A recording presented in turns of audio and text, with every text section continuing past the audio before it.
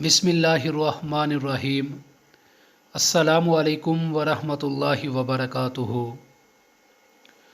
नाज़रीन, आप सब दोस्तों को हमारे चैनल में खुश आमदीद। आज मैं आप सब के लिए एक बहुत ही ज़बरदस्त वीडियो लेकर हाज़िर हुआ हूँ। नाज़रीन, बीमार की इयादत को जानना बहुत ही ज़्यादा अजर व सवाब का बाइस है। इसी सिलसिले में मैं आपको आज आका करीम सल्लल्लाहु अलैहि वसल्लम की बहुत ही प्यारी हदीस मुबारक सुनाऊँगा।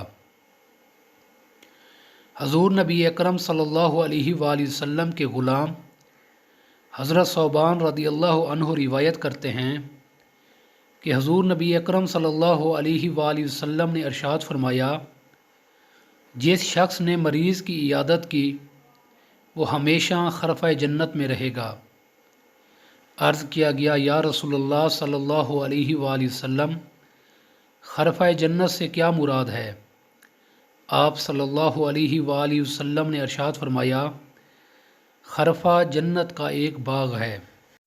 इसी तरह एक और हदीस पाक में आता है, हज़रत अली रज़ियल्लाहु अन्हु से रिवायत है कि उन्होंने हज़ूर नबी अकरम सल्लल्लाहु अलैहि वसल्लम से सुना कि आप सल्लल्लाहु अलैहि वसल्लम फरमाते हैं, जो मुसलमान भी सुबह के वक्त किसी मुसलमान की बीमार पुरसी करता है तो 70,000 फरिश्ते शाम तक उसके लिए दुआ करते रहते हैं, और अगर वो शाम के वक्त उसकी बीमार पुरसी करे तो 70,000 फरिश्ते सुबह तक उसके लिए दुआ करते रहते हैं, और जन्नत में उसके लिए बाग होगा। नीचे हदीस पाक का हवाला दर्ज है। दुआ है अल्लाह तबारक व तआला हमें ये अमल करने की तौफ़ीक़ अता फ़रमाए और हमें दुनिया और आखिरत की भलाई अता फ़रमाए। अस्सलामु अलैकुम व रहमतुल्लाहि व बरकातुहू।